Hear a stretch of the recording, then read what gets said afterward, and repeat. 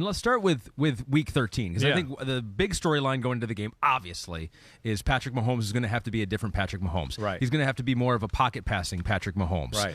And you said maybe he had one of his best, if not the best year in the pocket this year. Yes. What about Week 13? So let's go back there first. Look at Bengals defense, Chiefs offense.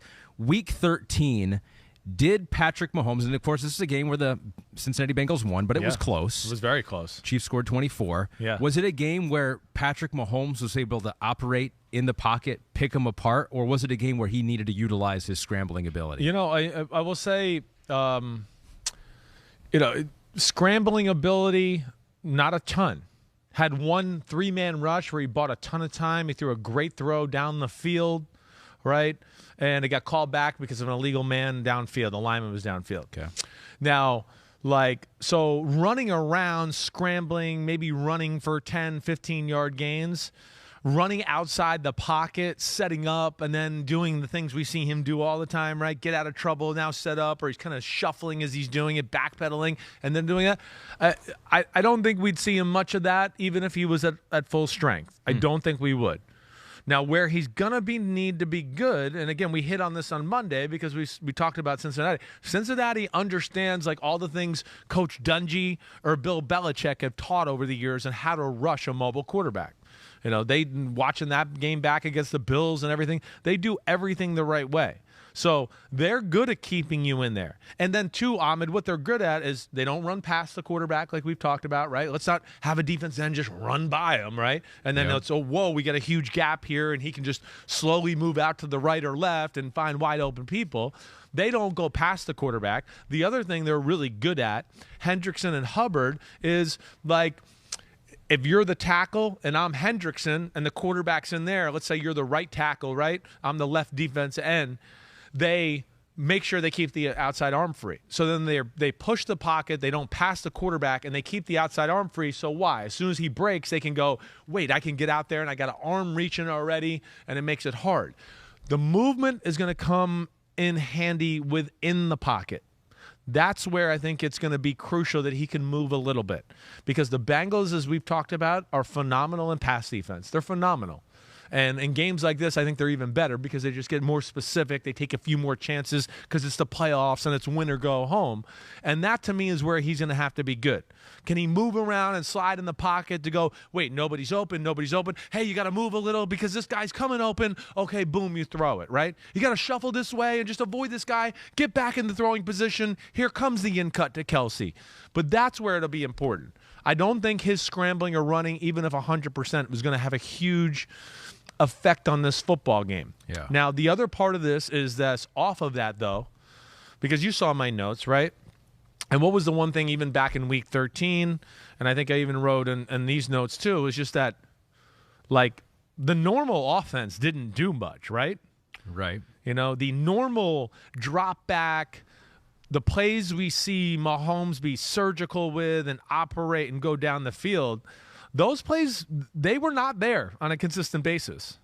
And that first matchup, and we said this at the time, it was the run game, it was screens, it was speed sweeps, it was screens to the receivers. That was really the best thing they had going in that football game. Yeah, and then there was a little smattering of drop-back passes. But that was really where they gained a lot of their yards and put a lot of their drives together. It wasn't the typical, Mahomes like we saw against the Jaguars on the first drive where you just went, whoa, I mean, he's moving, he's throwing, and everything's going, and it's clicking, and it's all through the pass game. It wasn't that way. They struggled in that department. And to me, it's probably one of the reasons they started to go, wait, we got to even dive more into the run game with this Pacheco thing. So I'm glad we're starting with this because this is probably the linchpin of the game. You mentioned you have a lot of respect for what the Bengals do as a pass defense. Yeah. They're even tougher if they can drop 8 guys back there and get some pressure with 3 guys. Right. I think we have a graphic that illustrates what Patrick Mahomes has done versus the Bengals when they are rushing 3. So in the AFC Championship game last year, he was 7 of 14, no touchdowns, just 72 yards, so not a whole lot of damage. Sacked 4 times with a 3-man rush. Right. And then Week 13, 3-man rush, just did a handful of times. He was 1 of 4, just completed that 6-yard pass and was sacked 1 time. Again, so the Bengals have been effective at getting to him, even with this Chiefs offensive line, which is pretty good. with just a 3-man rush, and that could be huge. It definitely is. I would say can do that. This Chiefs offensive line, I think, is playing as good as it's ever played. So it won't be as easy for 3 to get there this time, nor 4 either. I don't. But, yeah, the beauty of what the Bengals do here, too, and where it's hard because you go, well, wait, it's a 3-man rush. They should be able to do little things. Again, most of the times they wait for it's an obvious passing situation, so the run game is not really a 3rd and 12, 3rd and 8. You know, you'd like to, okay, if I definitely knew they were going to rush 3, maybe you take a chance on 3rd and 5 or 3rd and 6, you do that. But they usually don't do it until down in distances where they know, like, okay, the draw or some cute run is out of the realm of calling the play here. All right? So then the other aspect of it is just what are they going to play, like we talked about even last year. There's so many variations, so it's hard to call a play. Hey, if I knew they were going to drop 8 and it was always either Tampa 2 or cover 3, sure, we could package some plays together and figure that out.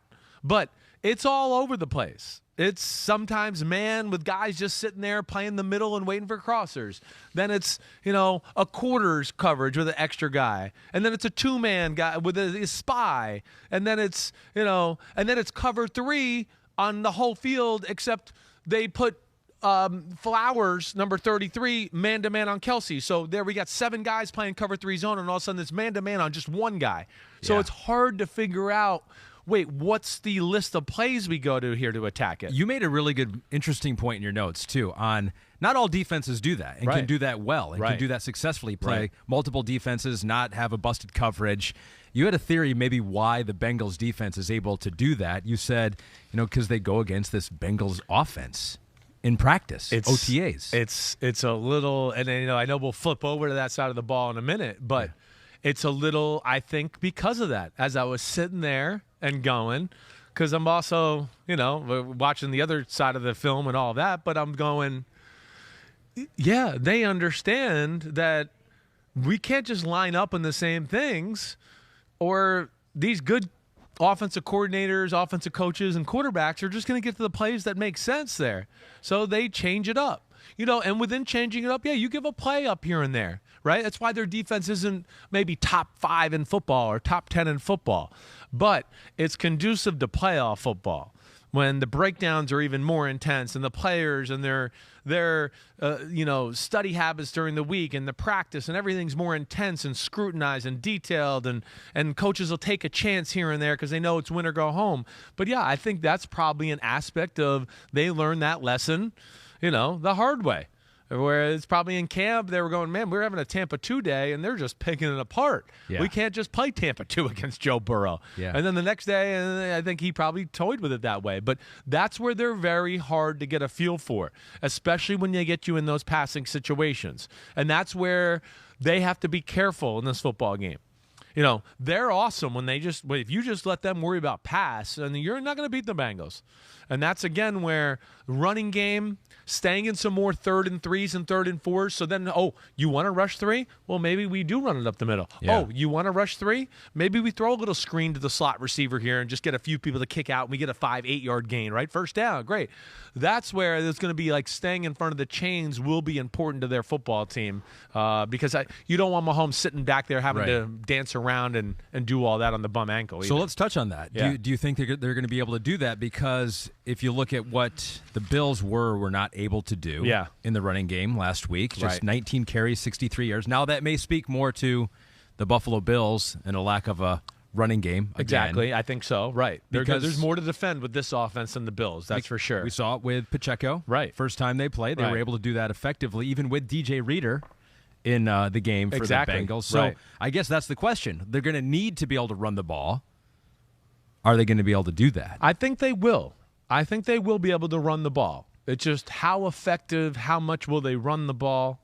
I don't doubt the effect of what this injury has on the O-line. Again, we know this. We've talked about this, a lot during the human psychology of football, right? You know how we always talk about in the Super Bowl, right? When they play a great quarterback and a great offense, the D linemen all week are like, all they're being told is, if you guys can't get there, we can't win the game. You guys got to be like rabid dogs. And so by the time the game's coming around, they're like, they're ready to go. They're like caged animals. Yeah.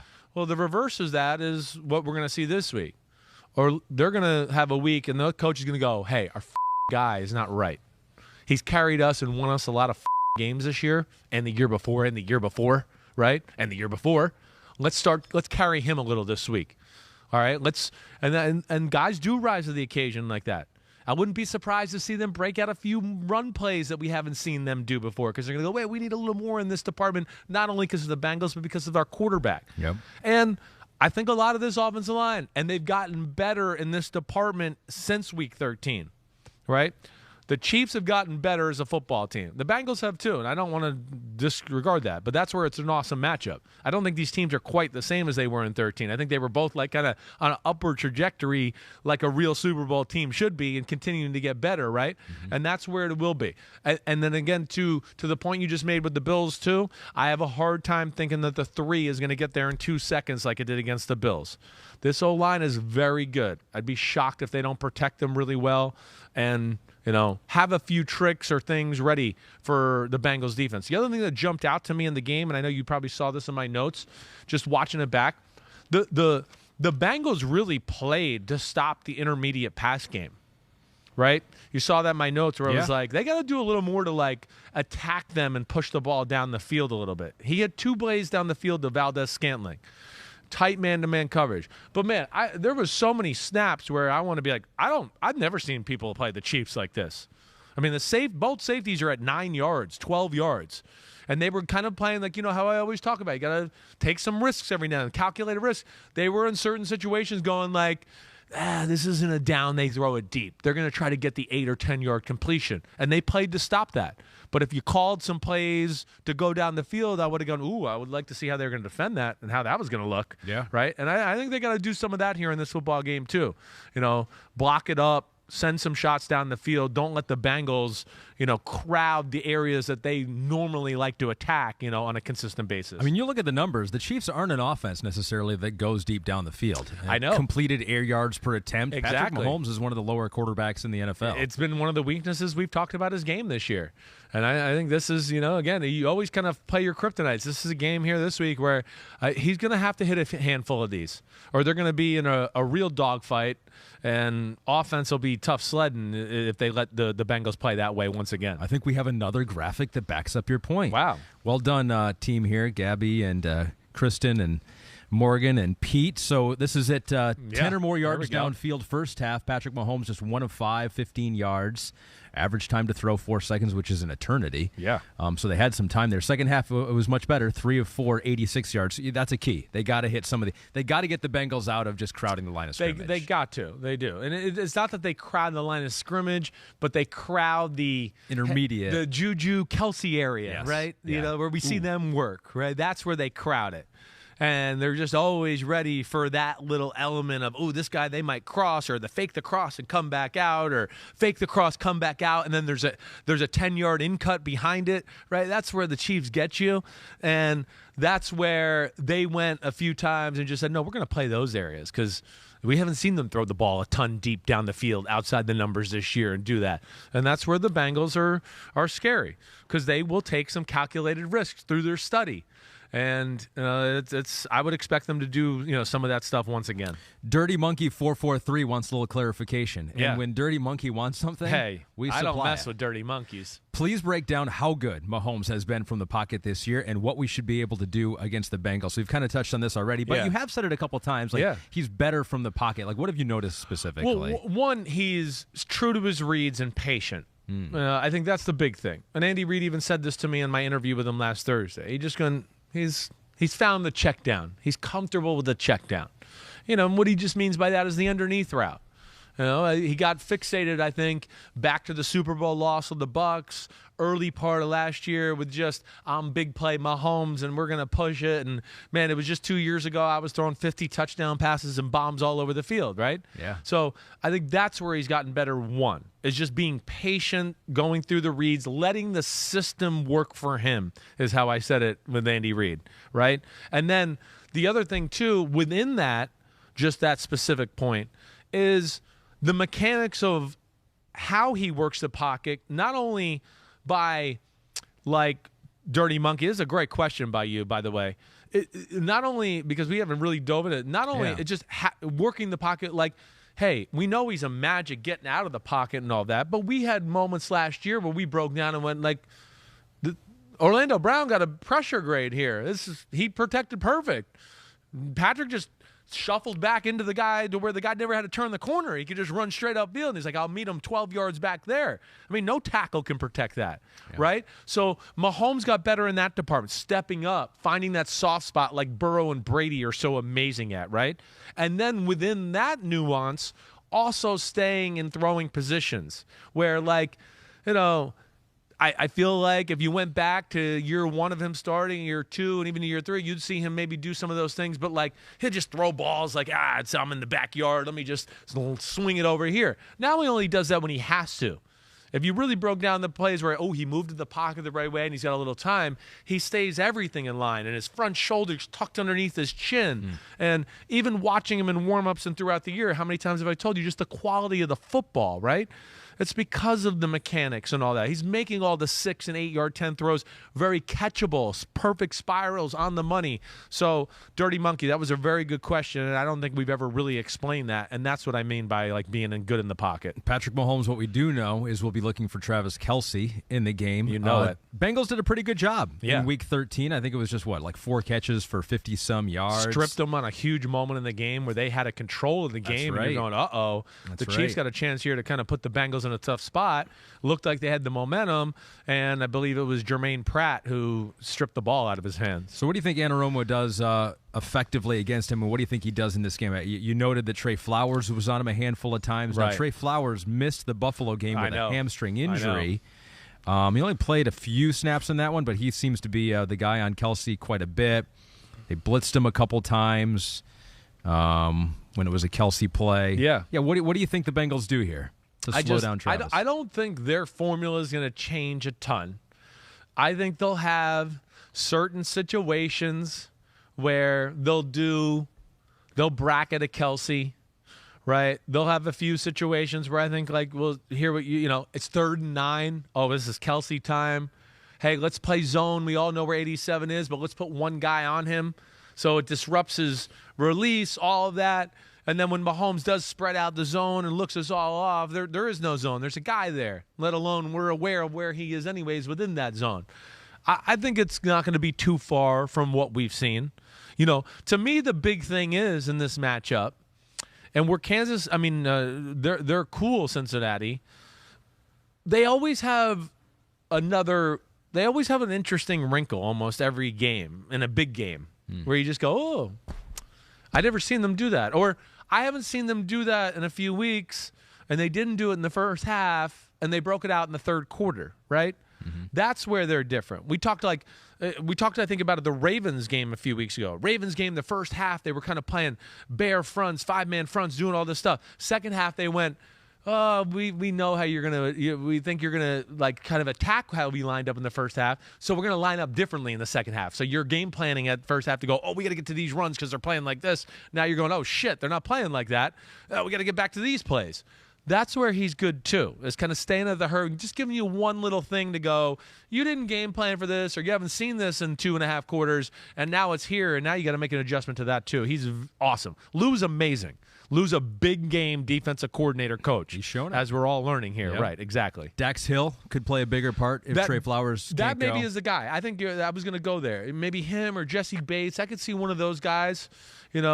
Dax Hill makes sense. He could be that guy. He's a safety-like, physical, stepped not up real last big. Week. He Dawson did. Knox. And he's got player. He's a player. Yeah. So, you're right. I think that could be the guy if Flowers doesn't go. Is there anything else we learned about the Bengals D more recently, specifically in the game last week against the Bills? Because I think when you looked at tape, you were just as impressed with the Bengals as you have been all season long. I mean, you've been singing their praises, but you said that the defensive tackles were not moved by the Bills in the run game. At all. The edge guys could not be blocked by the Bills. It just, every time, there was a few plays in the game where you went, Allen's going to have something here, because it didn't happen much.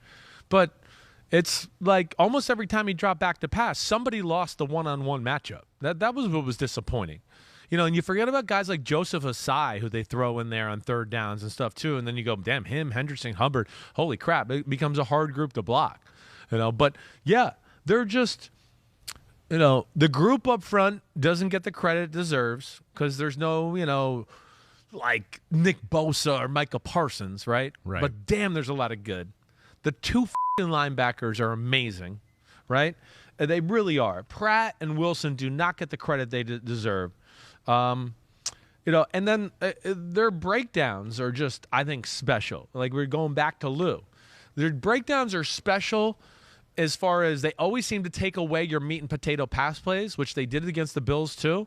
And then, they're rare in that they're amazingly coached in zone, and they're really damn good in man too. They're probably better in zone than man, but when they play man, you still go, damn, that's a good group right there. Hilton, Eli Apple, Cam Taylor-Britt, and you go, oh, damn, I mean, nobody's like ever outmatched. You go, ooh, they have an advantage, but they're not like, you're like, oh, gosh, they're in deep shit, right?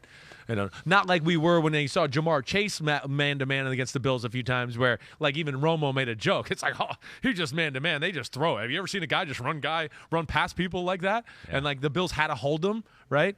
So they don't have, like, anything that they have to worry that way. I think I hit it all. Yep. I don't know if there's anything there that you saw in my notes. They're going to pick their points to double and do that stuff, but as you saw at the end of my notes too, Bengals always seem to unveil different blitz or some different look in the second halves. Bills never got in rhythm the whole game, and they never made a play. DNs push the pocket, outside arm free, all the things you heard me say already. So, yeah, I think we kind of hit it all. Thanks for watching, homies. Hit subscribe to see all my Unbuttoned videos. You get to see me, Ahmed Fareed, all the big player breakdowns, game breakdowns, player interviews, and my film analysis. So please subscribe. Chris Simms Unbuttoned. Peace out.